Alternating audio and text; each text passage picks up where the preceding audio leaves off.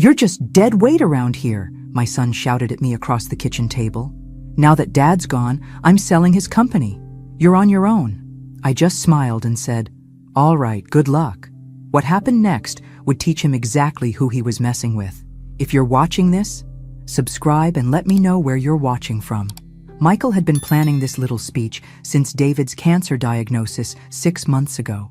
I could see it in his eyes during the funeral, not grief, but greed.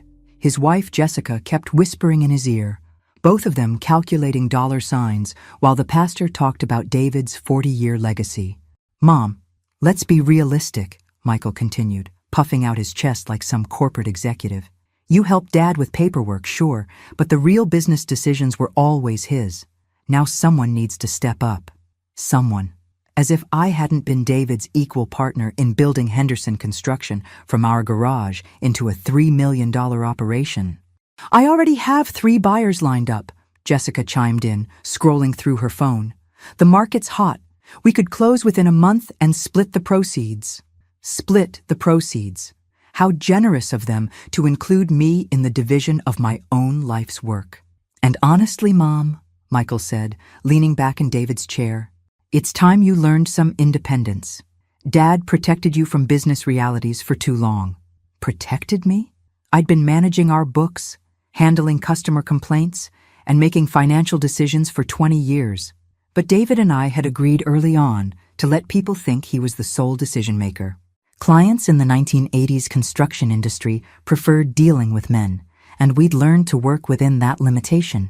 "You're probably right, sweetheart," I said softly, playing the role I'd perfected over decades. "Business has always been over my head." Michael's face lit up with victory. "Exactly. This is really for everyone's good. You'll get your share, of course." "How generous. What would my share be?" "Well, since you were never officially involved in operations, we think a third would be fair. Still enough to live comfortably." "A third of the company I'd co-founded and co-managed for 2 decades. "That sounds very reasonable," I murmured. "Great. I'll contact the lawyers Monday. We're celebrating in Paris next week. First class, naturally. Dad would have wanted us to honor his memory properly. First class to Paris, on money from a company sale that would never happen. When do you leave?" "Tuesday morning. Trip's already booked." He kissed my forehead condescendingly. "Don't worry about anything while we're gone. Just start thinking about downsizing." After they left, I sat in my kitchen and allowed myself one moment of genuine laughter. If only they knew what David and I had set up 2 years ago when his cancer prognosis became clear. Henderson Construction had never been solely in David's name.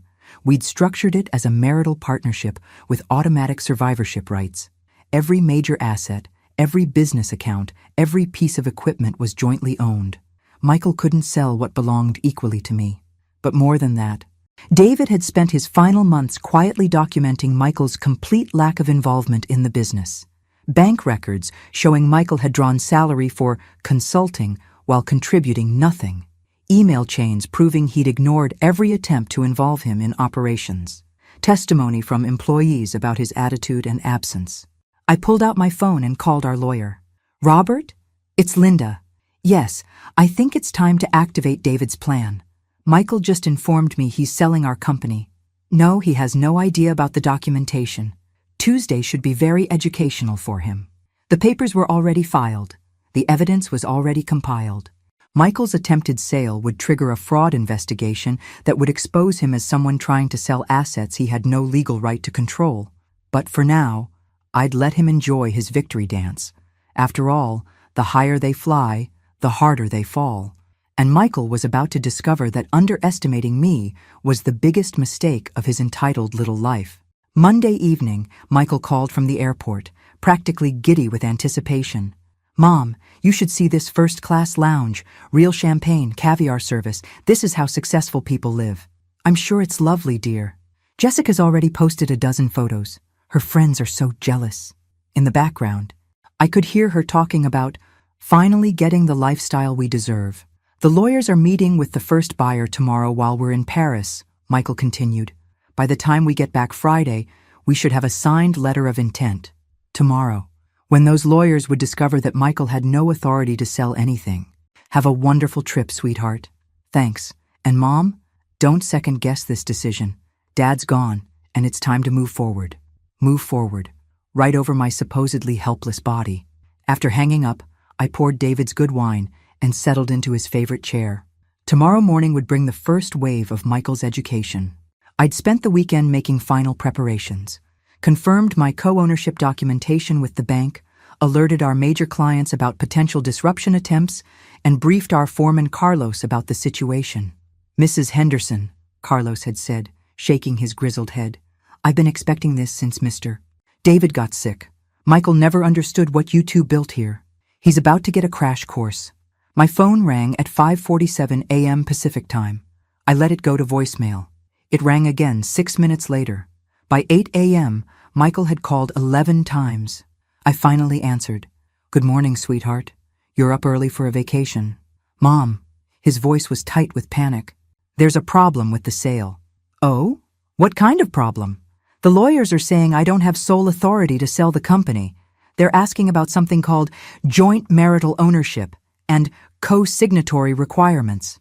In the background, Jessica's voice was rising steadily. Something about incompetent legal advice and wasted money. That does sound complicated.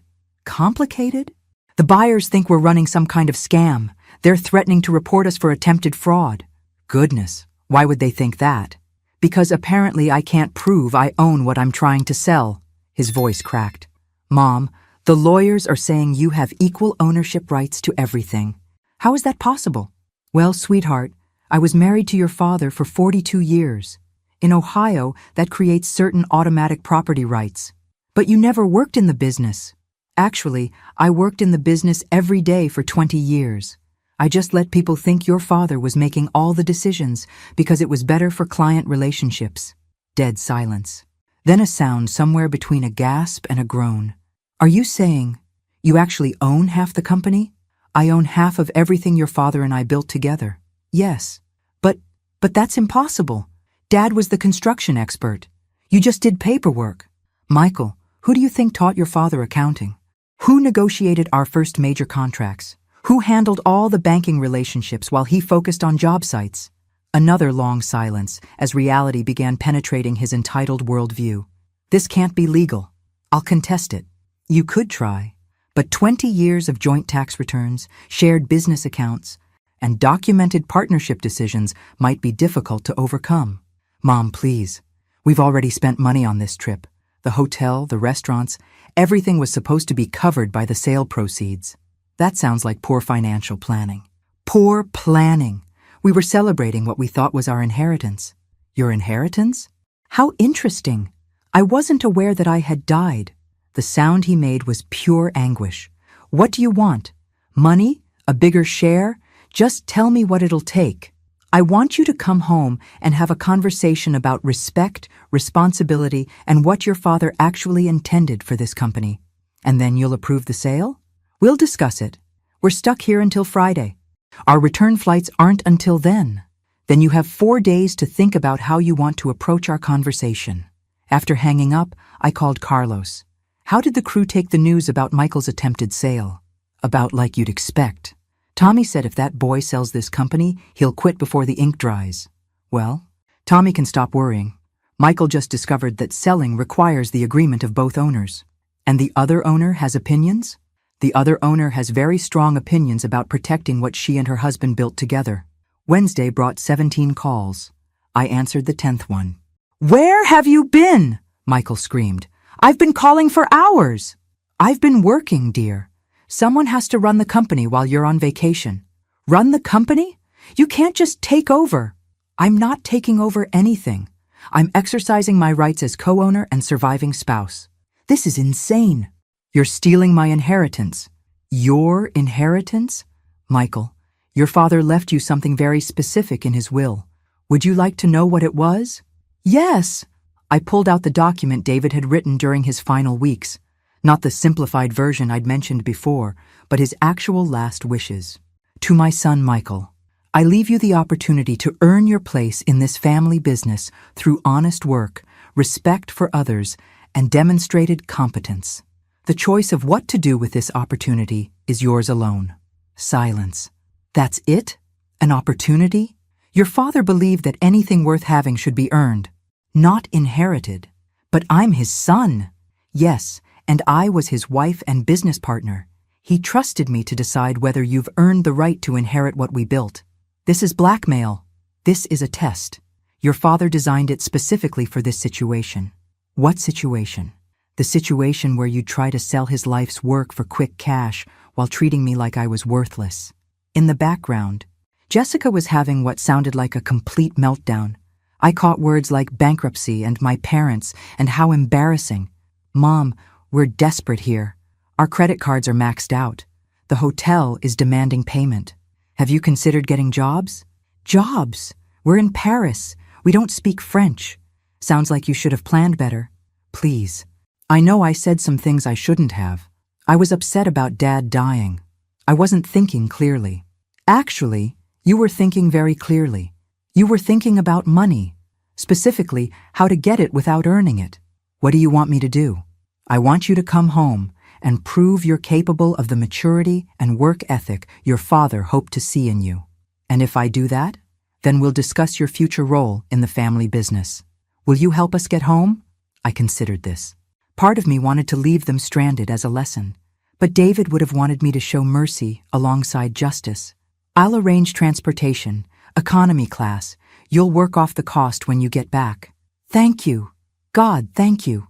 Don't thank me yet, Michael. The hard part is just beginning. Friday evening, I picked up my son and daughter-in-law from the airport. They looked like refugees from a disaster zone. Rumpled clothes, exhausted faces, and the hunched shoulders of people who'd learned that the world doesn't revolve around them. Hi, Mom, Michael said quietly. Hello, sweetheart. We drove home in silence. Not the comfortable quiet of people who understood each other, but the awkward tension of family members trying to figure out where they stood. Your old room is available, I told Michael as we pulled into the driveway. Rent is $500 a month.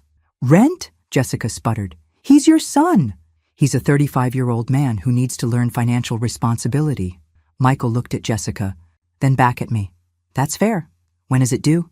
1st of the month. And Michael, you start work Monday morning, 7 a.m. sharp. Work where? Henderson Construction.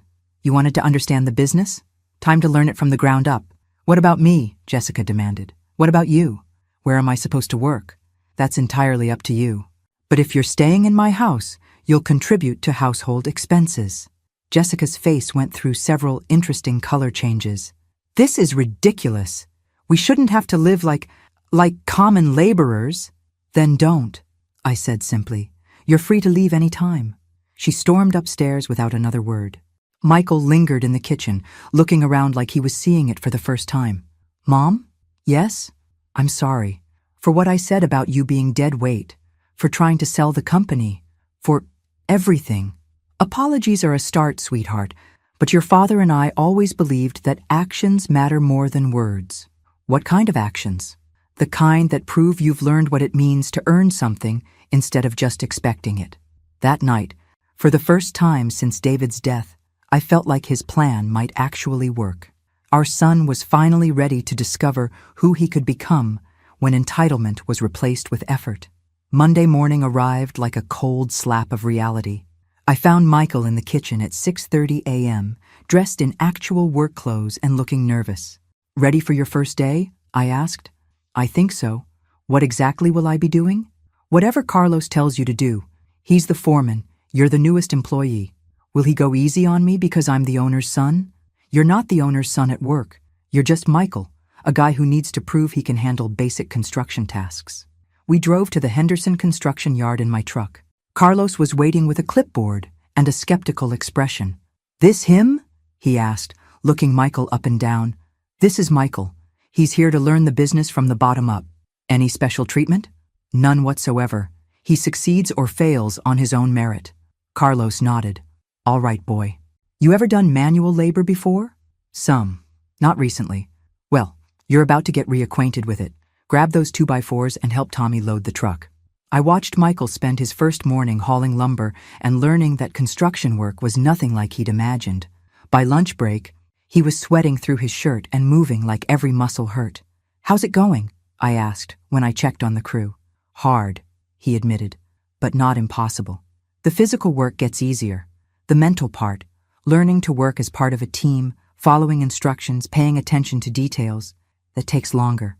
How long did it take Dad? Your father spent 5 years working for other contractors before he started his own company. He said those 5 years taught him more about business than any college degree could have. That afternoon, Michael made his first real mistake. He misunderstood Carlos's instructions and cut a piece of expensive trim wood 2 inches too short. "Damn it, boy," Carlos exploded. "That's $40 of material wasted because you weren't paying attention." I watched from across the job site as Michael's face reddened with embarrassment and anger. For a moment, I thought he might storm off or make excuses. Instead, he took a deep breath. "You're right. I'm sorry. I'll pay for the replacement material out of my wages." Carlos studied him for a long moment. Mistakes happen, but they happen less when you listen more and assume less. "Yes, sir." That evening, Michael came home exhausted and discouraged. "I don't know if I can do this," he told me over dinner. "Everything is harder than it looks, and I feel like I'm constantly screwing up." Your father felt the same way his first month. Really? He came home every night covered in sawdust and convinced he'd chosen the wrong career. But he stuck with it because he understood that anything worth doing is difficult at first. What kept him going?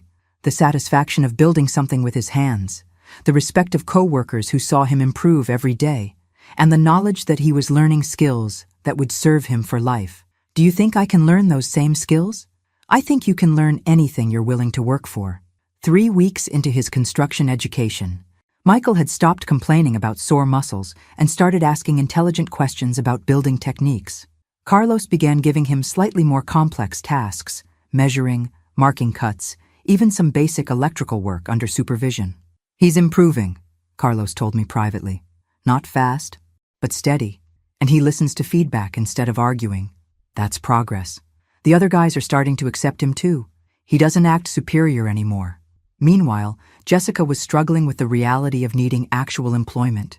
She'd applied for several retail positions, but kept getting turned down. Apparently, a 3-year gap in employment while supporting my husband's career development didn't impress potential employers.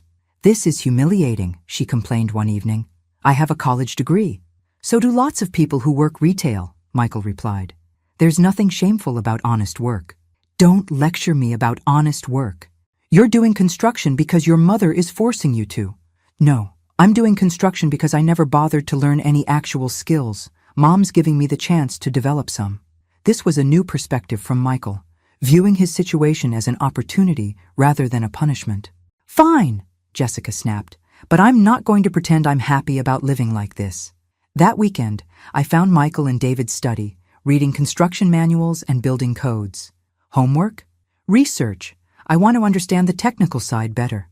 Carlos says I need to learn the why behind the instructions, not just the what. Your father spent hours in here studying when he was building the business. I'm starting to understand why.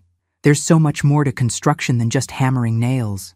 Looking at him bent over the same books David had studied 30 years earlier, I felt something I hadn't experienced since before the funeral. Genuine hope for our son's future. Maybe Michael was finally ready to become the man his father had always believed he could be. 2 months into Michael's construction apprenticeship, Jessica made her decision. "I can't do this anymore," she announced over breakfast. "I'm filing for divorce." Michael looked up from his coffee, and I was surprised to see something like relief in his eyes. "Are you sure?" "I didn't sign up to be married to a construction worker living in his mother's house," she said coldly. "This isn't the life I planned." "What life did you plan?" "The life your father promised us. Money, status, respect in the community. Not this poverty. We're not poor, Jessica. We're just not rich." "Same thing." "No, it's not. Poor means you can't afford necessities. We can afford everything we need. We just can't afford everything we want." This distinction between needs and wants was something the old Michael had never understood. "I'm moving back with my parents," Jessica continued. "My lawyer will be in touch about property division." "What property? We don't own anything." "Exactly my point." After she left, Michael sat quietly for several minutes. "Are you okay?" I asked. "Yeah, actually, I am. I kept thinking I should fight to save the marriage. But honestly, I don't think there was anything real to save." "What do you mean?" Jessica fell in love with what she thought I was going to become, not who I actually was. And I fell in love with how she made me look to other people, not who she really was. This level of self-awareness was completely new for Michael. Do you regret the marriage?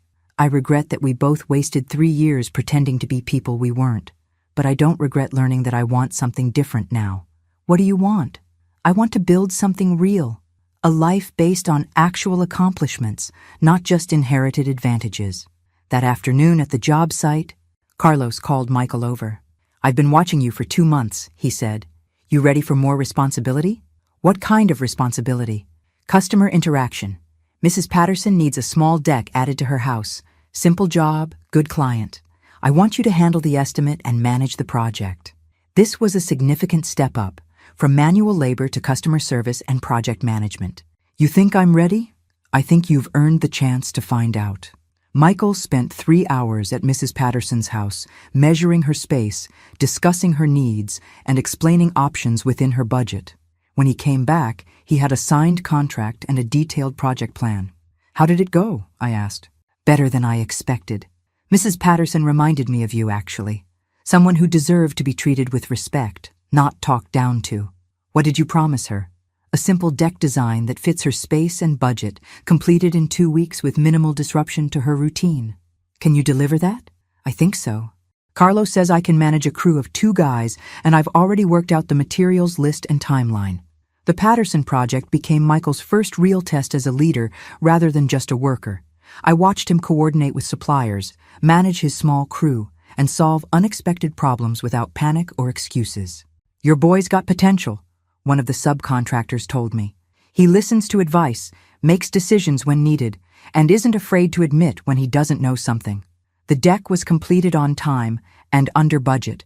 Mrs. Patterson was so pleased that she recommended Henderson Construction to 3 of her neighbors. How does it feel? I asked Michael that evening. Like I finally understand what Dad meant about building something that matters. How so? Mrs. Patterson told me the deck will let her have coffee outside for the first time in years. She seemed genuinely happy. I've never had a job before where I could see how my work actually improved someone's life. Your father always said the best part of construction was making people's dreams come true. I used to think that was just marketing talk. Now I get it. 3 months later, Michael had managed 6 successful projects and earned the respect of both customers and co-workers. Carlos began talking about promoting him to assistant foreman. He's ready for bigger challenges, Carlos told me. Not because he's your son, but because he's earned it. What kind of challenges? Managing multiple projects. Training new workers, maybe even handling some of the business development. You think he can handle business development? I think he understands what this company stands for now. Quality work, fair prices, treating people right. Those are the only qualifications that matter. That evening, I found Michael in David's study again. But this time, he wasn't just reading manuals. He was sketching project designs and writing detailed cost estimates. New project? I asked. Ideas for expanding our residential renovation services. I've been talking to customers about what they need, and there's a real market for smaller projects that bigger contractors ignore. I looked at his sketches. Professional, detailed, clearly thought through. This is impressive work. I've been thinking about what Dad would do if he were still here, how he'd grow the business while staying true to his values. And what do you think he'd do? Focus on helping people, rather than just making money. The money follows naturally when you do good work for fair prices. For the first time since David's death, I began to seriously consider what would happen to Henderson Construction in the long term. Michael was finally becoming someone worthy of inheriting his father's legacy, but earning it and keeping it were 2 different challenges entirely. 6 months after Paris, Michael had transformed from liability to asset. Carlos officially promoted him to assistant foreman, and our client satisfaction scores reached an all-time high. More importantly, the crew had stopped thinking of him as the boss's son and started treating him as a colleague who'd earned his place. I want to show you something, Michael said one evening, spreading papers across the kitchen table. What's this? A business proposal. I've been researching expansion opportunities that align with Dad's original vision. The documents were professionally prepared. Market analysis, financial projections, implementation timelines. This wasn't amateur hour anymore. Specifically, I want to create a dedicated home renovation division. Small projects, elderly clients, people who need reliable contractors for accessibility modifications. Why that market? Because it's underserved, profitable, and helps people who really need us. Plus, it builds community relationships that lead to referrals.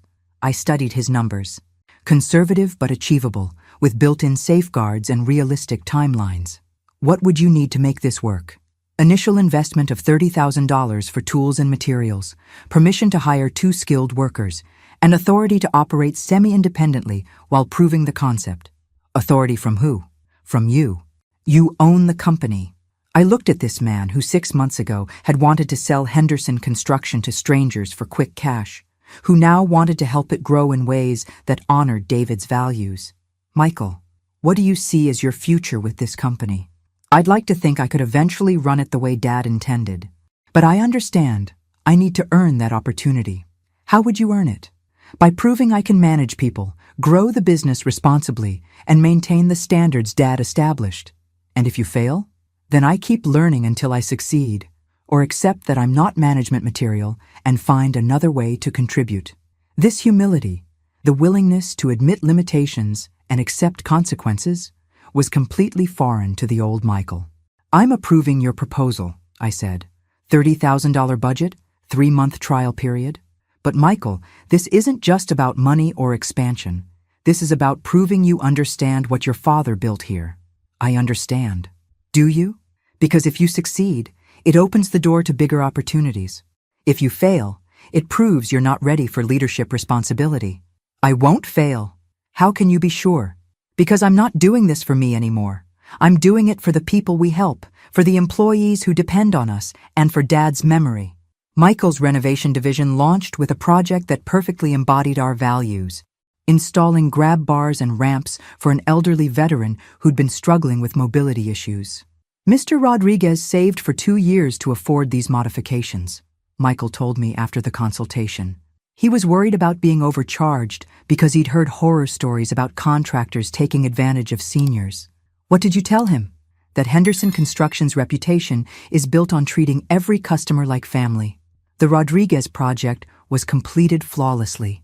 Michael's crew worked around the family's schedule, cleaned up meticulously each day, and charged exactly what they'd quoted. No surprise fees or change orders.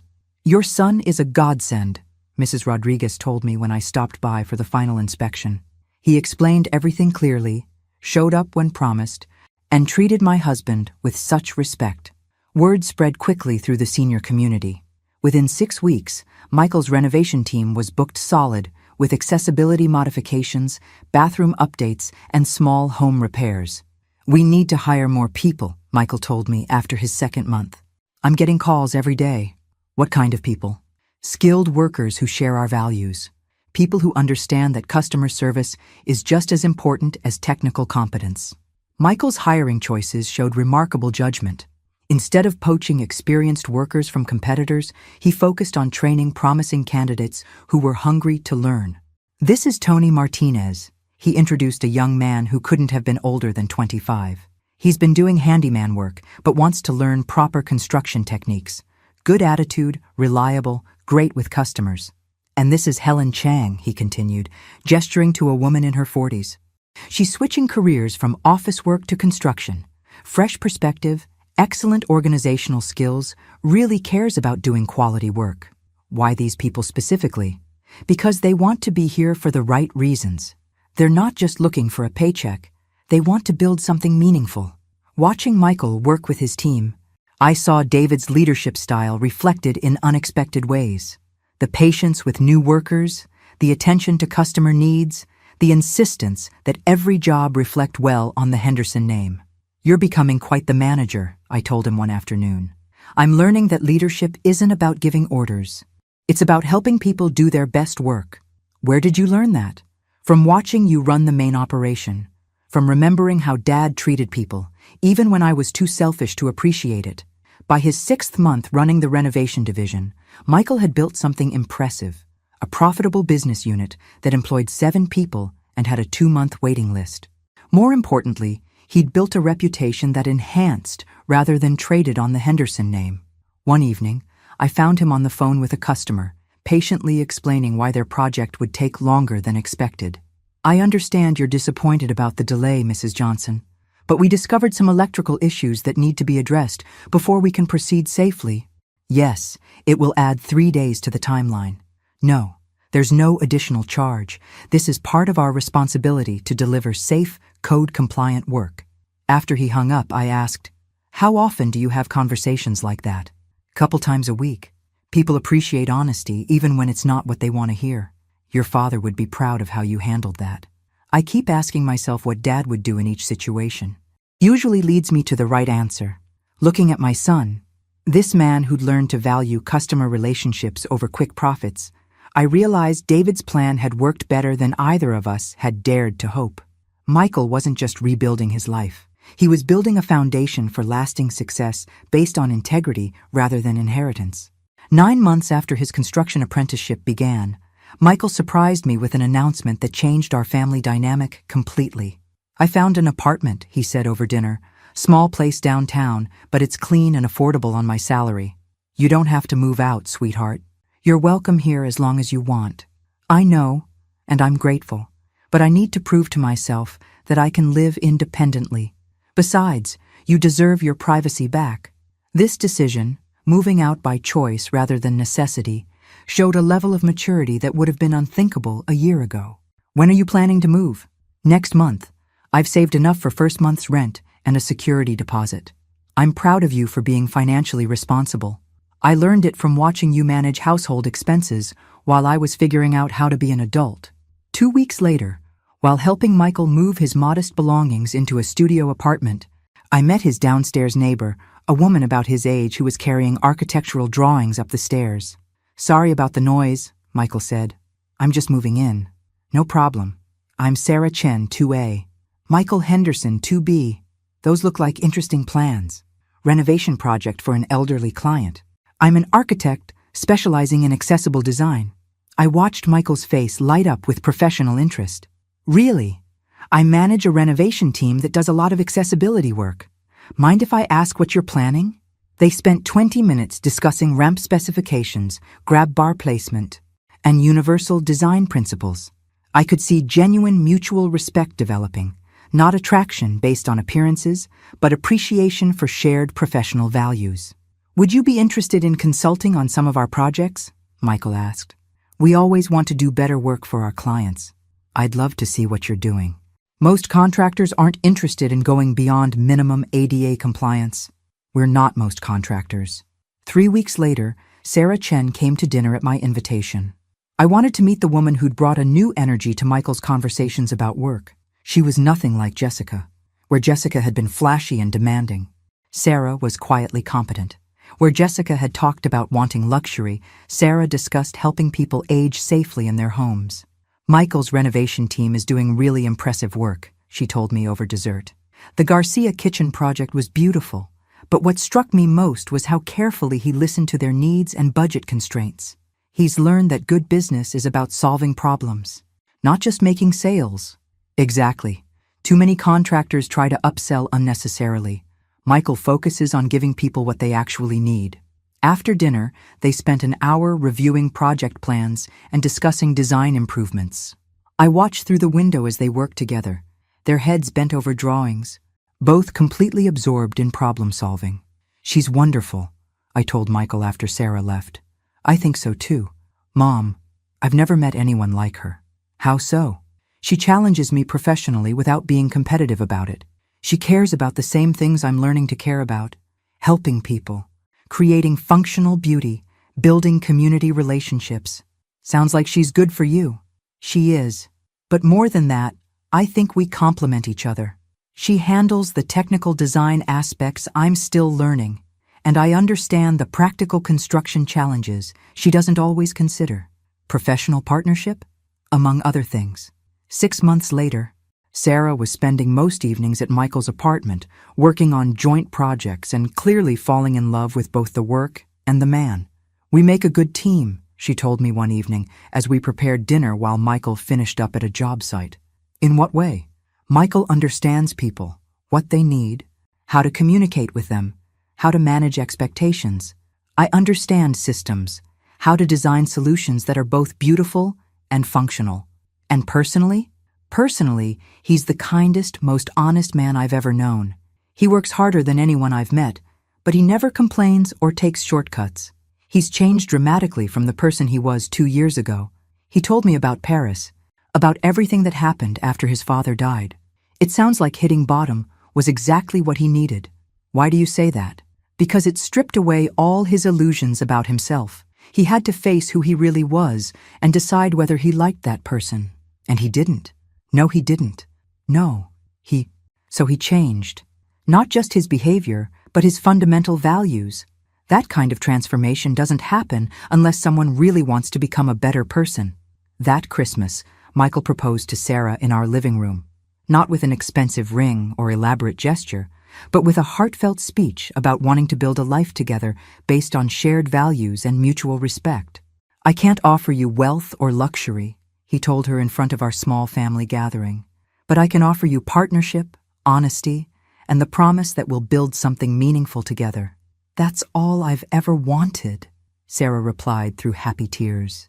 They married the following spring in a simple ceremony at our local church, with Carlos serving as Michael's best man, and me walking Sarah down the aisle at her request. "David would have loved this," I told Michael during the reception. "He would have loved her," Michael agreed. "She's everything he hoped I'd be smart enough to appreciate." "What do you mean? Someone who values substance over appearance? Who cares more about helping people than impressing them? Who understands that the best things in life are built slowly and carefully?" Sounds like you've learned what real love looks like. I've learned what real partnership looks like. Sarah and I don't just make each other happy, we make each other better. Looking around at the reception, simple decorations, homemade food, guests who genuinely cared about the couple rather than just attending for social obligation, I felt David's presence more strongly than I had since his funeral. Our son had finally learned to value the things that actually mattered, and he'd found someone who shared those values completely. 1 year after Michael and Sarah's wedding, they bought a small house 3 streets away from me, not because they had to, but because they wanted to stay close to family while building their independent life. "It needs work," Michael told me as we toured the 1950s ranch house, "but the bones are good. And Sarah has amazing ideas for maximizing the space." "What kind of work? Kitchen renovation? Bathroom update? Maybe finishing the basement for a home office? Nothing huge, but enough to make it truly ours." "Are you planning to do the work yourselves?" "Most of it. Sarah's designing everything, and I'll handle the construction with help from the crew on weekends." Watching them plan their home renovations, I saw the perfect blend of Sarah's design expertise and Michael's construction knowledge. More importantly, I saw 2 people who understood that building something together, whether a house or a marriage, required patience, compromise, and shared vision. "We want to start a family soon," Sarah told me one evening as we worked in my garden. "Michael's going to be an amazing father." "What makes you think so?" "He's patient, he listens, and he understands that people need to learn at their own pace. Plus, he's figured out how to balance high standards with genuine encouragement. Those are good qualities in a parent. He learned them from his work experience. But I think they came from watching you too." "Me?" "The way you handled his transformation. You set clear boundaries but never stopped believing he could change. That's exactly the kind of parent I want to be." Meanwhile, Michael's renovation division had grown into Henderson Construction's most profitable segment. We now employed 12 people in the accessibility and home modification specialty, with a 3-month waiting list and requests for expansion into neighboring counties. "I want to discuss something with you," Michael said one evening, spreading financial reports across my kitchen table. "What's this?" "Proof that the renovation division is ready to become its own company." The numbers were impressive. Consistent profitability, growing client base, excellent reviews, and a team of skilled workers who developed strong customer relationships. "Your own company?"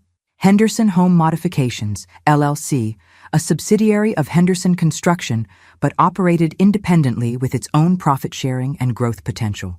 "Why separate it?" "Because it's become big enough to need dedicated management, and because I think it could serve as a training ground for the next generation of Henderson Construction leadership." "Next generation?" Sarah and I want our children to understand the construction business, even if they choose different careers. And there are several crew members who show management potential but need opportunities to develop those skills.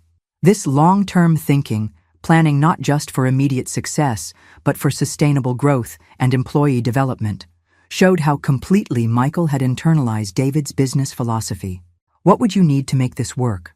Authority to operate independently while maintaining Henderson quality standards, profit-sharing agreement with the parent company, and your approval to use the Henderson name.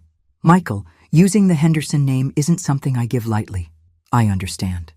But I think I've earned the right to build on what Dad started. I looked at this man who'd spent 3 years proving his competence, integrity, and commitment to our family values. You have earned it, but with conditions. What conditions? Quarterly reviews for the first 2 years, continued employment for all current renovation team members, and a formal succession plan that protects both companies if something happens to you. All reasonable. Anything else? Yes. I want to discuss your long-term future with Henderson Construction itself. Michael looked surprised. What do you mean? I mean, it's time we talked about ownership transition. Your father always intended for you to inherit the business, but only after proving you were worthy of it. And you think I've proven that? I think you've proven something more important, that you understand what this business really represents.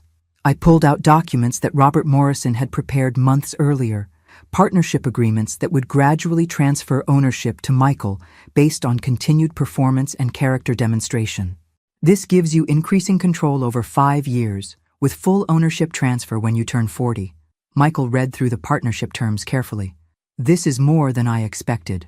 It's what your father wanted, once you'd shown you could handle the responsibility. What if I don't meet the performance standards? Then we modify the timeline. But Michael, I'm not worried about your performance anymore. I'm worried about whether you want the responsibility. What do you mean? I mean, running Henderson Construction isn't just about managing projects and employees. It's about preserving a legacy, maintaining community relationships, and training the next generation. That's a lifetime commitment. I understand. And yes, I want that responsibility, even knowing it means less time for your own family, more stress, more difficult decisions. Dad managed to balance family and business. I can learn to do the same. Your father had help. So do I. Sarah understands the business, supports the mission, and wants to be part of building something meaningful. Looking at my son, this man who'd learned to think beyond his own immediate interests, I felt confident that David's legacy would be in good hands. But first, Michael would need to face one more test, learning to lead during a crisis. And unfortunately, that test was coming sooner than any of us expected. 18 months into Michael's independent management of the renovation division, we faced our first major crisis, a client lawsuit that threatened both companies' reputations. The Martineau family claimed that Henderson Home Modifications had caused water damage during a bathroom renovation, resulting in $50,000 in repairs and temporary housing costs. They were demanding compensation and threatening to take their story to local media. This could destroy everything we've built, Michael told me, pacing my living room with legal documents in his hand. Tell me exactly what happened. We renovated their master bathroom 6 months ago. Last week, they discovered water damage in the walls and ceiling below. They're claiming our plumbing work caused a slow leak that's been building up. What does Tony think? Tony Martinez was Michael's most experienced plumber, the one who'd handled the Martineau project. Tony swears the plumbing was perfect when we finished. He thinks the leak started somewhere else and spread to make it look like our work failed. Can you prove that? Not without expensive testing and expert witnesses. Even then, it's our word against theirs. What are your options? Pay the $50,000 to make it go away, fight it in court and risk losing more money plus bad publicity. Or, he paused, or what? Or figure out what really happened and prove it. This was the moment that would define Michael's leadership style. Would he take the easy way out, or fight for the truth even when it was risky? What do you want to do? I want to investigate, not to avoid paying if we actually caused the damage, but to make sure we don't take responsibility for something we didn't do. That could be expensive and time-consuming. Yes, but Dad always said reputation is the only thing you can't rebuild once it's destroyed. Michael spent the next week conducting his own investigation. He reviewed photos from the original project, interviewed each crew member separately, and even hired an independent plumber to examine the Martineau house. "I found something," he told me Friday evening, spreading photos across my kitchen table. "What?" "The leak isn't coming from our plumbing.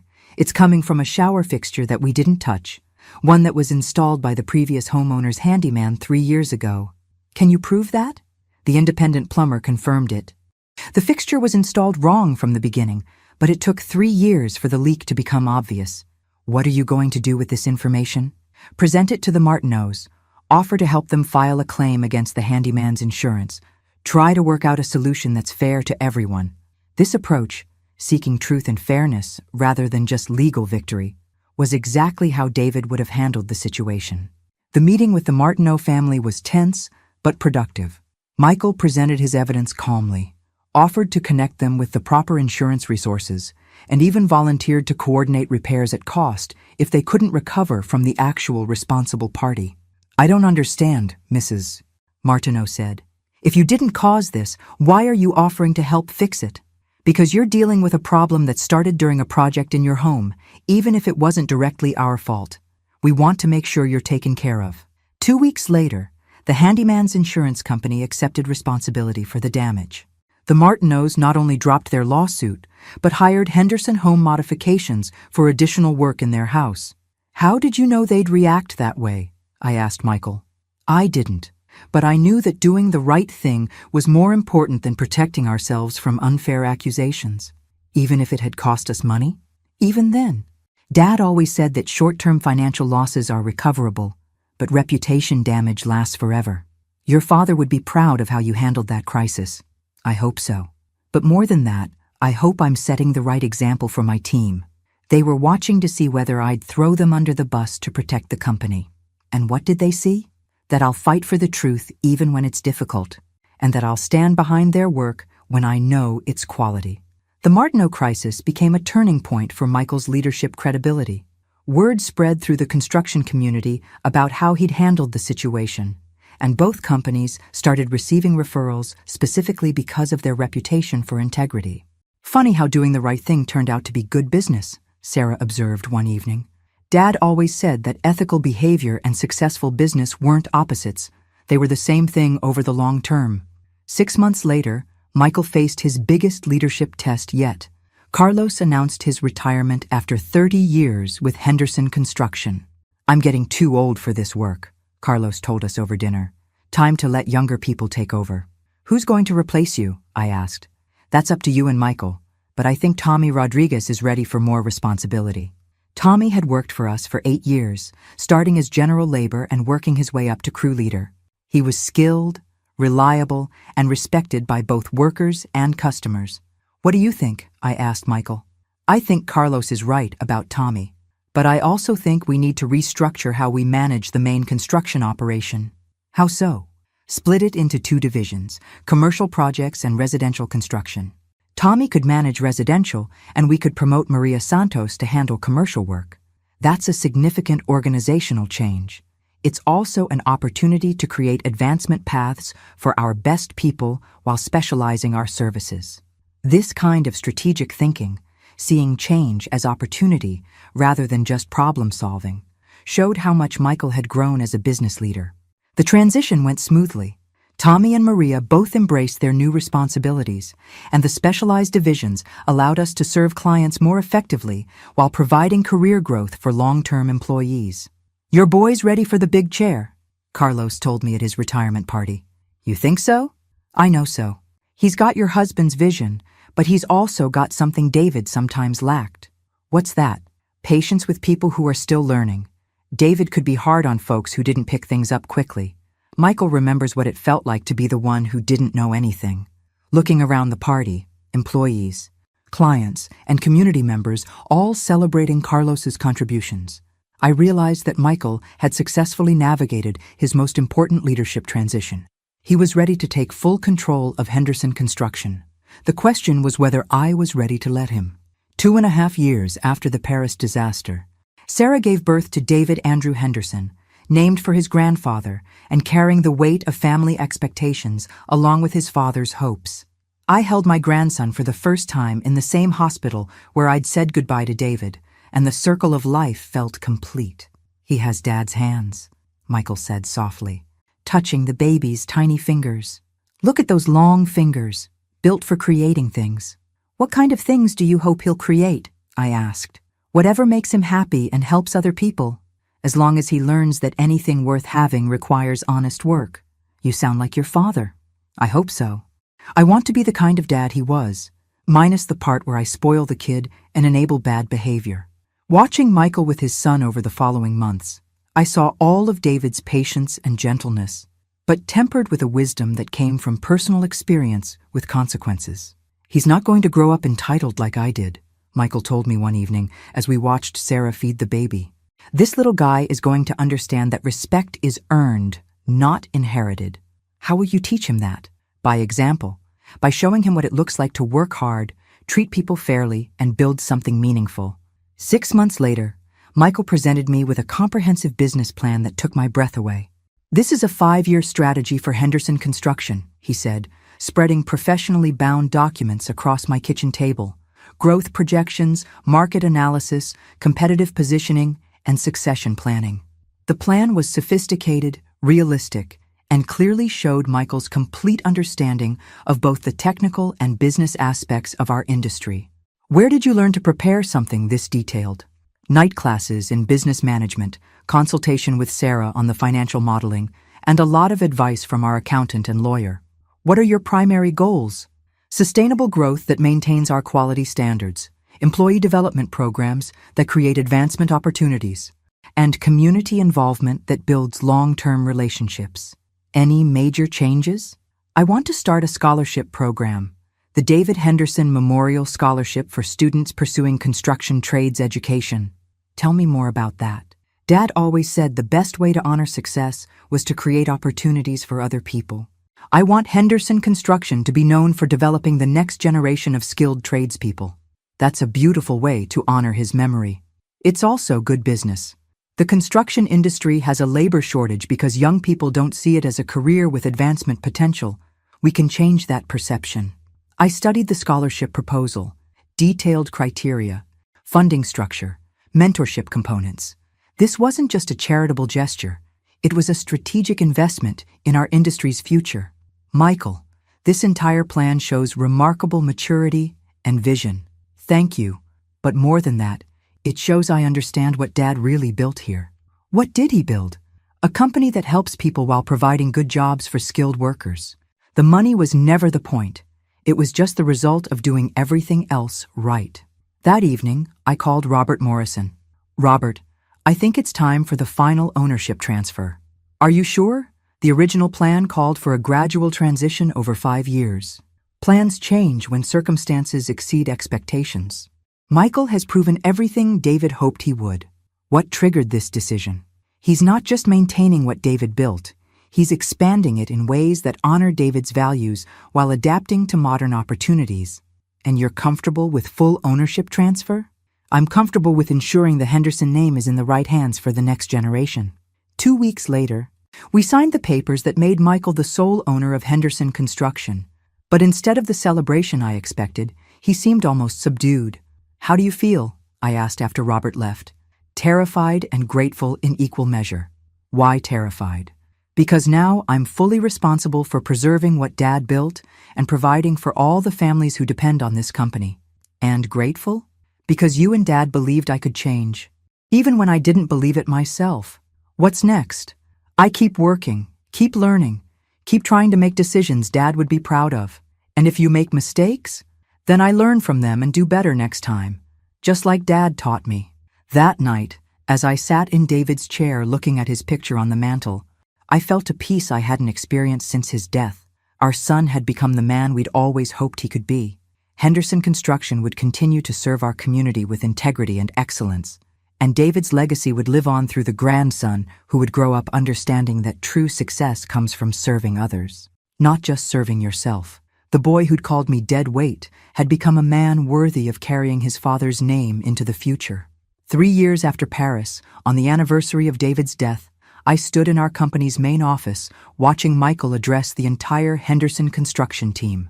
5 years ago, my father passed away, he began, his voice steady and confident. When he died, I thought I was inheriting a construction company.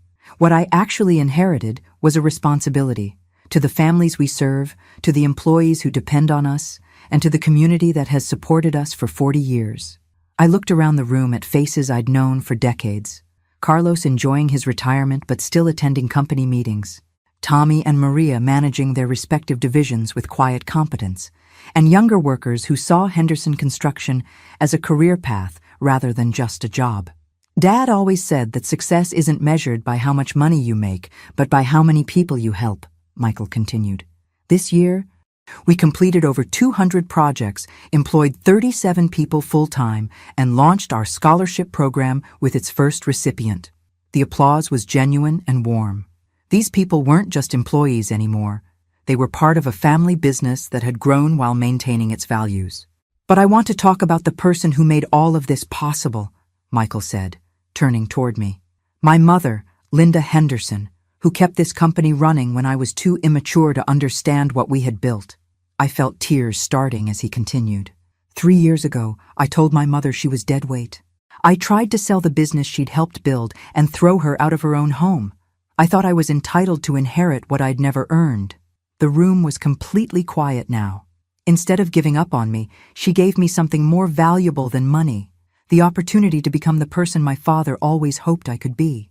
He pulled out a document that I recognized immediately.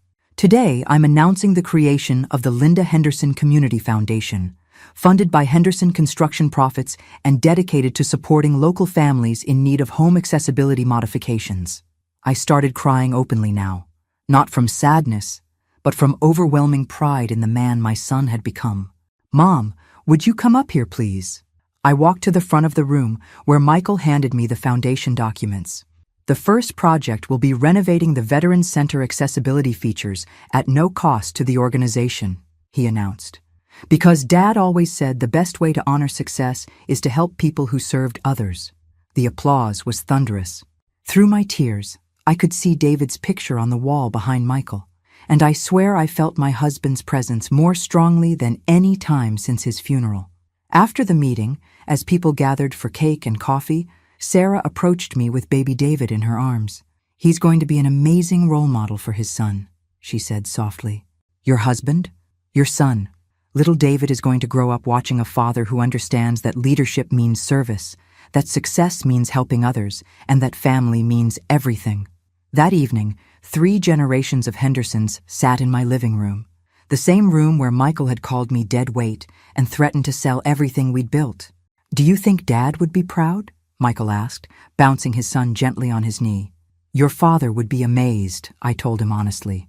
When he died, he hoped you might eventually learn to run the business competently. He never imagined you'd expand it into something that serves the entire community. I had good teachers. You had good examples.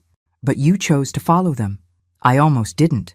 If you hadn't forced me to hit bottom in Paris, you would have found another way to learn the same lessons. Maybe not as quickly or dramatically, but eventually. How can you be sure? Because underneath all that entitlement and selfishness was your father's heart. It just took some difficult circumstances to bring it to the surface. As Michael and Sarah gathered their things to head home, my son lingered for a moment. Mom, I need to tell you something. What's that? I'm grateful for Paris, for losing everything, for having to start over. Why? Because if you'd just handed me the company when Dad died, I would have destroyed it through incompetence or greed. Instead, I got the chance to earn it through character and hard work. Your father always said that the best inheritances aren't money, they're values. He was right.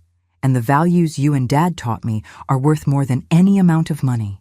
Even when those lessons involved letting you struggle, especially then. Thank you for loving me enough to let me fail until I learned to succeed. After they left, I sat in David's chair and looked around our living room. The same kitchen table where Michael had announced his plans to sell everything. The same mantle where David's picture still watched over our family. The same house where our son had learned that home isn't just where you live. It's where people love you enough to help you become your best self. When Michael called me dead weight and told me I was on my own, he thought he was taking everything away from me. Instead, he gave me the greatest gift imaginable, The opportunity to help him discover who he really was underneath all that selfishness and entitlement. The company was stronger than ever. Our family was closer than we'd been in decades. And David's legacy would continue through a grandson who would grow up understanding that privilege comes with responsibility, that success requires service, and that the most valuable things in life can't be inherited. They have to be earned. I wasn't dead weight after all. I was the foundation that held everything together while the people I loved learned to build their own strength. And that, I realized, was the most important inheritance of all. The rest, as they say, is family history. But it's not just our history anymore. It's the history of everyone whose life has been touched by understanding that real love sometimes requires tough lessons, that second chances have to be earned, and that the best revenge isn't destroying someone who hurt you. The best revenge is helping them become someone who would never hurt you again. David would have been proud of all of us. Thanks for listening. Don't forget to subscribe and feel free to share your story in the comments. Your voice matters.